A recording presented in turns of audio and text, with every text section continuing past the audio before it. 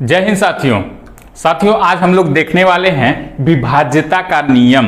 कल हम लोगों ने नंबर सिस्टम शुरू किया था और उसमें भी हम लोगों ने नंबरों के बारे में जाना था। भाज्य, अभाज्य, सम, विषम, सारे नंबरों के बारे में सारा कुछ नंबरों से परिचय हो गया था। आज हमने वादा किया था कि आप लोगों को विभाज्यता का नियम क्लास लेकर के आऊंगा और अभी तक जो लोग भी पिछला क्लास नहीं देखे हैं वो जाकर के देख लें, संख्याओं से परिचित हो जाएं। इसके बाद से ये दूसरा क्लास आप लोग देखिएगा। बात करते हैं विभाज्यता का नियम की। आप लोग बहुत पढ़े होंगे, लेकिन मैं फिर से एक बार आप लोगों को बता देना चाहता हूं कि इस क्लास का मात्र एक उद्देश्य यही है कि आप लोग थोड़ा थोड़ा हर एक चैप्टर से परिचित हो पाएं। केवल प्रैक्टिस करने से नहीं, कॉन्सेप्ट के साथ। मान लीजिए कि किसी प्रैक्टिस सेट में वो सवाल नहीं आया, तो इसीलिए ये क्लास लाया जा रहा है कि पूरा कॉन्सेप्ट आप लोगों का क्लियर हो जाए। साथियों, भले ही आप पिछली क्लासों में ये सब पढ़ चुके हैं, कई बार ये सब पढ़ चुके हैं, लेकिन मैं आप लोगों से वादा करता हूं कि अगर आप ये पूरा क्लास देखते हैं तो निश्चित ही कुछ ना कुछ जरूर सीख करके जाएंगे। इतना मेरा आपसे वादा है। दिक्कत होती है 7, 11 और 13 में। आज ये भी दिक्कत आप लोगों का खत्म हो जाएगा। मैंने जितनी भी बार विभाज्यता का नियम पढ़ाया है उतने तरीके से 7, 11, 13 को डिफाइन करना बताया है, लेकिन आज एक नए तरीके से, जो कि मैंने ये नहीं बताया था, उस तरीके से मैं आप लोगों से ये बताऊंगा। तो आइए देखते हैं विभाज्यता का नियम। सबसे पहले हम शुरू करते हैं 2 से 15 तक का इंपॉर्टेंट होता है। 2 से 15 तक का आप लोग देख लीजिए। मैं पूरा परिभाषा के साथ तो नहीं लिखाऊंगा क्योंकि समय को देखते हुए केवल हिट कर दे रहा हूं कि कहां कैसे किसका होता है। 2 के विभाज्यता का नियम यह है कि किसी भी संख्या के इकाई के स्थान पर यदि सम संख्या है इकाई के स्थान पे, तो वो 2 से विभाजित है। ठीक है, इकाई के स्थान पे सम संख्या है तो वो 2 से विभाजित है, या इकाई के स्थान पे शून्य है। क्या है? इकाई के स्थान पे शून्य है तो वो 2 से विभाजित है।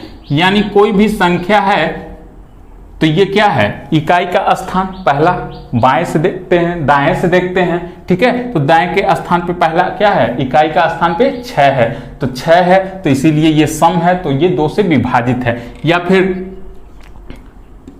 ये हो गया 0 है तो ये भी 2 से विभाजित है। यानी क्या क्या होना चाहिए? 0 होना चाहिए, 2 होना चाहिए, 4 होना चाहिए, 6 होना चाहिए, 8 होना चाहिए। इसके अलावा यदि कोई संख्या अगर आती है इकाई के स्थान पर तो वो 2 से विभाजित नहीं है। ठीक है, आइए 3 की विभाज्यता का नियम देखते हैं। 3 की विभाज्यता का नियम ये है कि जो भी संख्या दिया रहता है उन संख्याओं के अंकों का योग यदि 3 से विभाजित है तो वह पूरी संख्या 3 से विभाजित होती है। ठीक है, क्या लिखा जाएगा? संख्याओं के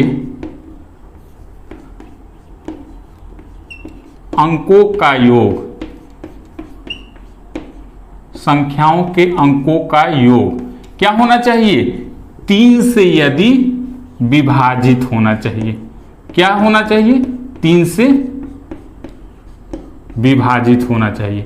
तो वो पूरी संख्या क्या होती है? 3 से विभाजित होती है। जैसे कि मान लीजिए कि ये संख्या दे दिया।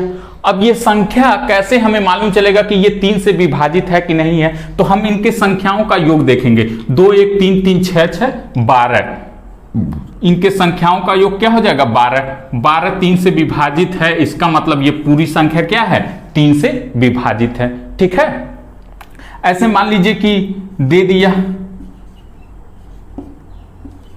ये कोई संख्या दे दिया। अब हम कैसे जानेंगे कि ये संख्या 3 से विभाजित है कि नहीं है? हम इनके संख्याओं का योग करेंगे। ठीक है, और जहां भी डिजिटल सम आप लोग पढ़े होंगे तो जहां भी 9 आता है उसको ड्रॉप कर दिया जाता है, छोड़ दिया जाता है। ठीक है, अब देखिए 6, 3, 9, इसको देख लीजिए क्योंकि 9 3 से विभाजित है। 9 अपने आप में 3 से विभाजित है। 7, 2, 9 ये भी 3 से विभाजित है। ठीक है, 9, तो इसीलिए ये पूरी संख्या क्या हो गई? 9 से विभाजित हो गई। पूरा जोड़ लेंगे, 6, 3, 9, 9, 18, 9 3 27। 27 क्या है?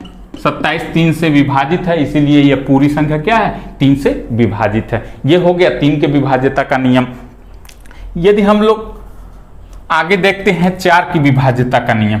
चार की विभाज्यता का भी नियम जान लीजिए। चार की विभाज्यता का नियम क्या कहता है कि किसी भी संख्या के पिछले दो अंक यानी इकाई और दहाई के स्थान पे यदि जो भी अंक दिया गया है वह 4 से विभाजित है तो वह पूरी संख्या 4 से विभाजित होती है। या इकाई और दहाई के स्थान पर डबल जीरो है, किसी भी संख्या के अंत में 2 जीरो है तो वो भी संख्या क्या होती है, 4 से विभाजित होती है। ठीक है, तो यहां क्या लिखेंगे, पिछली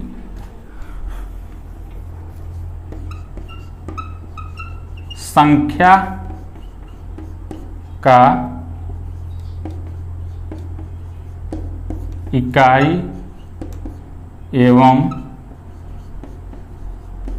दहाई अंक क्या होना चाहिए, 4 से विभाजित होना चाहिए या क्या होना चाहिए, डबल जीरो होना चाहिए। ठीक है, मैं पूरा परिभाषा नहीं लिखा रहा हूं, केवल आप लोगों को मालूम चल जाए, हाँ इसको नोट करते चलेंगे, केवल इतना ही नोट कर लेंगे तो वो भी जब रिवीजन करने बैठेंगे तो वो पूरा रिवीजन हो जाएगा।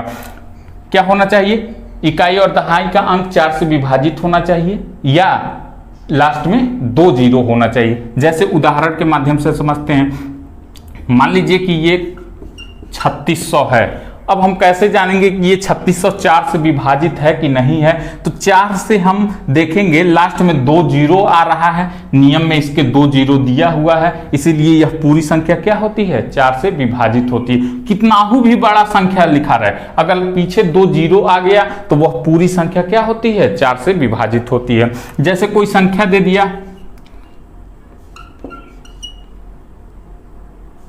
ये कोई संख्या दे दिया, अब हम कैसे जानेंगे कि यह संख्या 4 से विभाजित है कि नहीं है, तो हमें पूरे संख्या से मतलब नहीं है, केवल लास्ट के 2 संख्या से मतलब है। लास्ट में है 56, अब 56 में हम 4 से भाग देंगे, अगर यदि 56 4 से कट गया तो यह पूरी संख्या क्या होती है, 4 से विभाजित होती है। ठीक है, यह पूरी संख्या 4 से विभाजित होती है। 56 में 4 एक कम 4, 4 चौका 16, 14 चौका 56, यानी ये पूरी संख्या क्या है, 4 से विभाजित है। ठीक, 4 से विभाज्यता का नियम हो गया।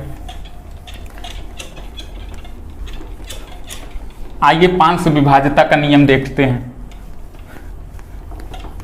कम समय में ज्यादा कुछ बता देना, पढ़ा देना, यही मेरा उद्देश्य है। अगर फिर भी आप लोगों को यह वीडियो स्लो लग रहा है तो फास्ट करके इंटू 2 पे करके देख लीजिए, लेकिन हाँ पूरा वीडियो देखिएगा, सब कुछ निश्चित ही समझ में आ जाएगा। 5 का विभाज्यता का नियम, किसी भी संख्या के अंत में यदि 5 और 0 है तो वह संख्या पूरी तरीके से क्या होती है, 5 से विभाजित होती है। किसी संख्या के अंत में 5 और 0, यानी ये संख्या दे दिया, अंत में 5 आ गया तो ये पूरी संख्या क्या है, 5 से विभाजित है। 0 आ गया अंत में तो ये पूरी संख्या क्या है, 5 से विभाजित है।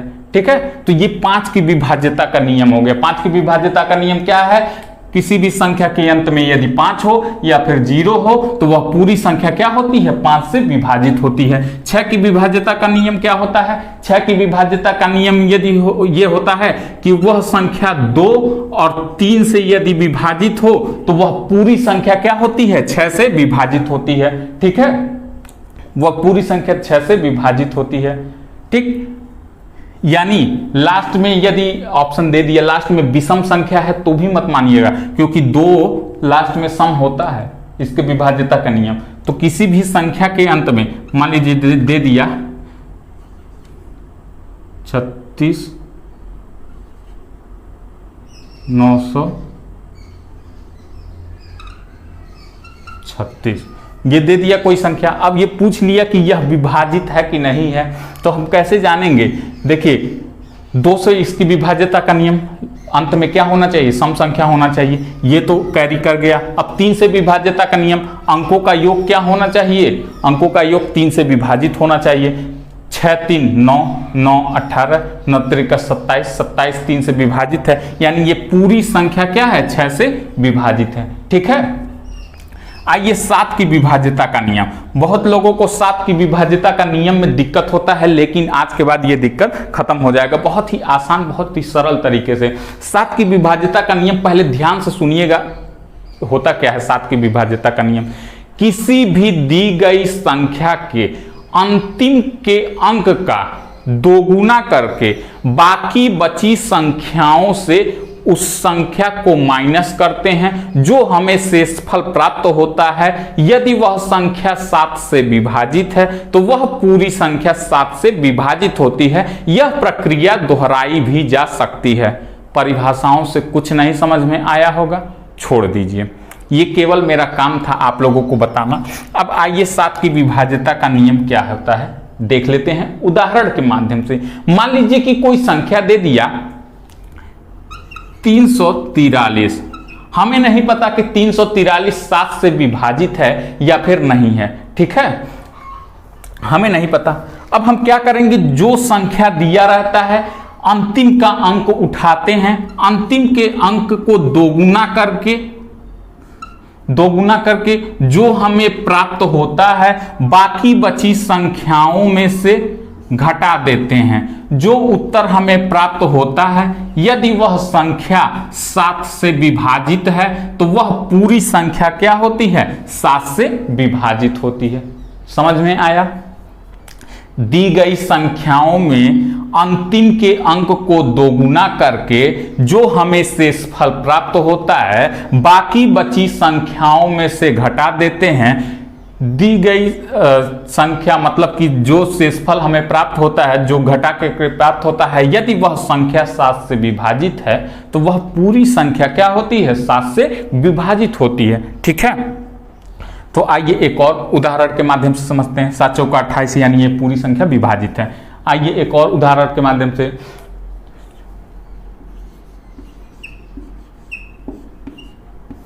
अब क्या यह संख्या 7 से विभाजित है कि नहीं है, हम कैसे जानेंगे? हमने क्या बताया कि अंतिम के अंक का दोगुना करके बाकी बची संख्याओं से इसको घटा देते हैं। कितना हो गया, 7 हो गया, 8 हो गया, 2 हो गया, ठीक। बाकी बची संख्याओं में से हम क्या करते हैं, घटा देते हैं।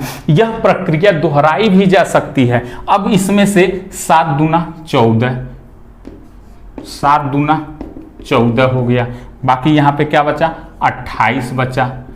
तो 14 को घटाएंगे, क्या बचा, 14 बचा। 14 7 से विभाजित है, इसीलिए यह पूरी संख्या क्या है, 7 से विभाजित है, ठीक। एक मैंने सिंगल बताया, एक मैंने दोहरा करके बता दिया, ठीक है, दोनों तरीके से। और भी बड़ा नंबर रहे तो ऐसे हम प्रक्रिया को दोहराते जाएंगे, अंत में जब छोटा हो जाएगा तो चेक कर लेंगे, ठीक। ये तो हो गया 7 की विभाज्यता का नियम। परिभाषाओं से नहीं समझ में आया होगा, लेकिन उदाहरण के माध्यम से जरूर समझ में आया होगा। ये वाला नियम मैंने पहली बार बताया है, बाकी कई बार मैंने विभाज्यता का नियम बताया है अलग अलग तरीकों से, ताकि आप सभी तरीकों से परिचित हो जाएं, ठीक है। आइए 8 की विभाज्यता का नियम हम लोग देखते हैं। 8 की विभाज्यता का नियम ये है, 8 की विभाज्यता का नियम ये है, दी गई संख्या के अंतिम 3 अंक यदि 8 से विभाजित हैं तो वह पूरी संख्या 8 से विभाजित होती है। या किसी भी दी गई संख्या के अंत में यदि 3 शून्य हैं, 3 जीरो हैं, तो वह पूरी संख्या 8 से क्या होती है, विभाजित होती है, ठीक है।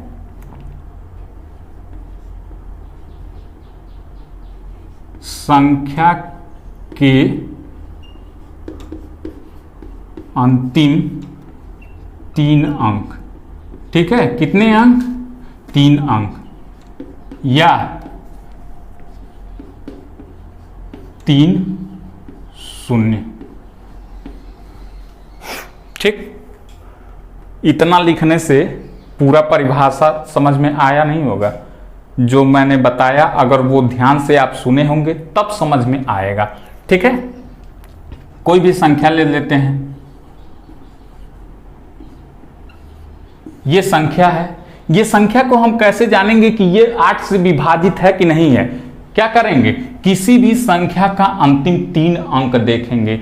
यदि 3 अंक 512 ये 8 से विभाजित है तो वह पूरी संख्या क्या हो जाएगी, 8 से विभाजित हो जाएगी। तो हम 8 से चेक कर लेंगे, 8 × 5 = 40, 8 × 6 = 48, 8 × 6 = 48, 3 32, 8 × 4 = 32।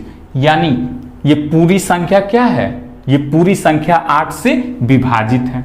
ठीक, शून्य वाला देख लीजिए, मान लीजिए कि ये कोई संख्या है और लास्ट में 3 शून्य है, तो ये पूरी संख्या क्या हो जाती है, 8 से विभाजित हो जाती है। ठीक, ये हो गया। 2 से क्या नियम था, अंतिम 1 अंक और 1 शून्य। 4 से क्या नियम था, अंतिम 2 अंक 2 शून्य। 8 से क्या नियम था, अंतिम 3 अंक 3 शून्य।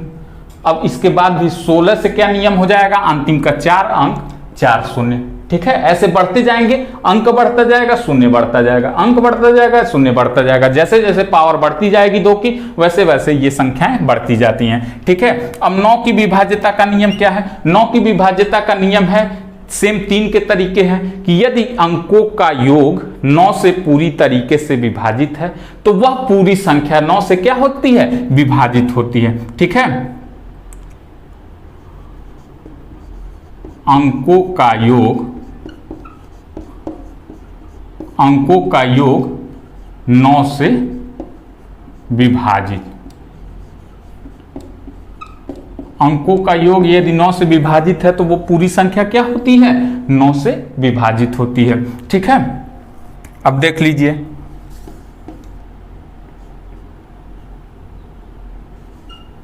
अब इसको हम कैसे जानेंगे, कैसे पता करेंगे कि ये 9 से विभाजित है कि नहीं है? तो हम इसके अंकों का योग करेंगे। डिजिटल सम यदि आप पढ़े होंगे तो जहां हमें 9 प्राप्त हो जाता है वहीं उसको क्या करते हैं, काट देते हैं या फिर हटा देते हैं। सेम वही डिजिटल सम वाला रूल 9 के विभाज्यता के नियम में लगता है। 9 हो गया, इसको हटा दीजिए या फिर गिन लीजिए। 7 × 2 = 9 हो गया, हटा दीजिए या फिर गिन लीजिए। 8 × 1 = 9 हो गया, हटा दीजिए या फिर गिन लीजिए। 9 × 2 = 18, 9 × 3 = 27। 27 3 से 9 से विभाजित है, इसीलिए यह पूरी संख्या क्या हो गई, 9 से विभाजित हो गई। 9 की विभाज्यता का नियम ये हो गया। सबसे सरल 10 की विभाज्यता का नियम, यदि अंकों के अंत में, यदि अंकों के अंत में शून्य है, अंत में शून्य है तो वह संख्या 10 से विभाजित होती है। बहुत ही सिंपल, 10 हो गया, 100 हो गया, 2000 हो गया, मतलब किसी भी संख्या के अंत में यदि शून्य है तो वह पूरी संख्या क्या होती है, 10 से विभाजित होती है। आइए 11 की विभाज्यता का नियम, बहुत लोग भूल जाते हैं, कंफर्म नहीं कर पाते हैं। 11 की विभाज्यता का नियम क्या है, ध्यान से सुनिएगा, देखिएगा, समझिएगा, बहुत ही सरल तरीके से। 11 की विभाज्यता का नियम यह है कि किसी भी संख्या का, चाहे आप दाएं से लीजिए या बाएं से लीजिए, किसी भी संख्या के अंक का सम और विषम के स्थान पे आए संख्याओं का अंतर यदि 0 या फिर 11 का मल्टीपल है तो वह संख्या 11 से क्या होती है, विभाजित होती है। समझने की कोशिश करिए, सम संख्या माइनस विषम संख्या,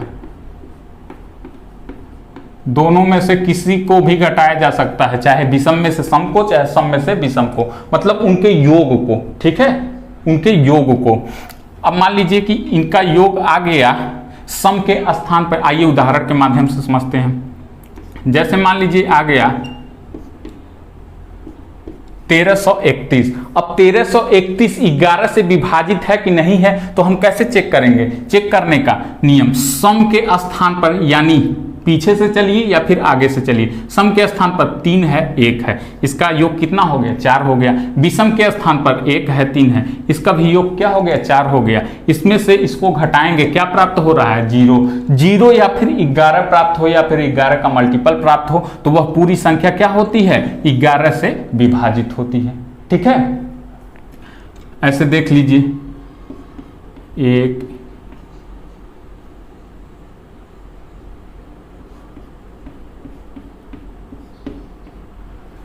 क्या यह संख्या 11 से विभाजित है? तो बिल्कुल है 11 से विभाजित। अगर 1 के स्थान पर 2 भी होता, 3 भी होता, 4 भी होता, 5 भी होता, 6 भी होता, यानी लगातार 6 संख्या यदि रिपीट करती है तो वह संख्या 11 से विभाजित होती है। ठीक है, एक ये देख लीजिए, ये देख लीजिए, यानी 2 2 2 रहे, 3 3 3 रहे, 4 4 4 रहे, 5 5 5 रहे, 6 6 6 रहे, तो वह पूरी संख्या क्या होती है? 11 से विभाजित होती है।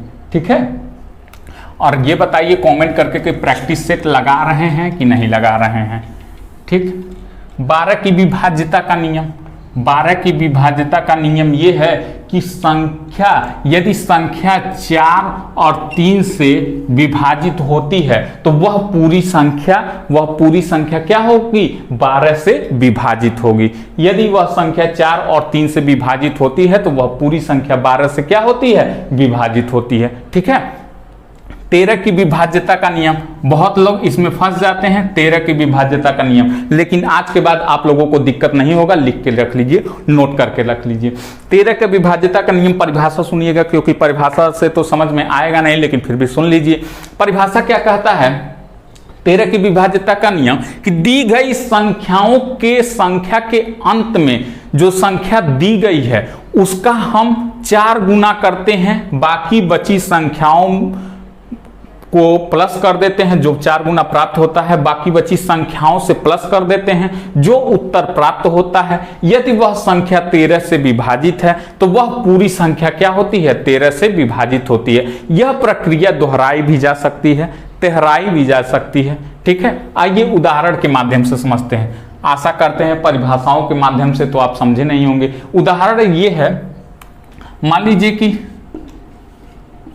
ये कोई संख्या दे दिया, अब ये संख्या 13 से विभाजित है कि नहीं विभाजित है, चेक कैसे करेंगे? तो चेक करने के लिए सबसे आसान क्या है? चेक करने के लिए सबसे आसान तरीका क्या करेंगे? जो लास्ट का हमारा अंक है 6, अब 6 को हम क्या करेंगे? 4 से गुणा करेंगे, क्या प्राप्त हो गया? 24 प्राप्त हो गया। 24 में हम क्या करेंगे?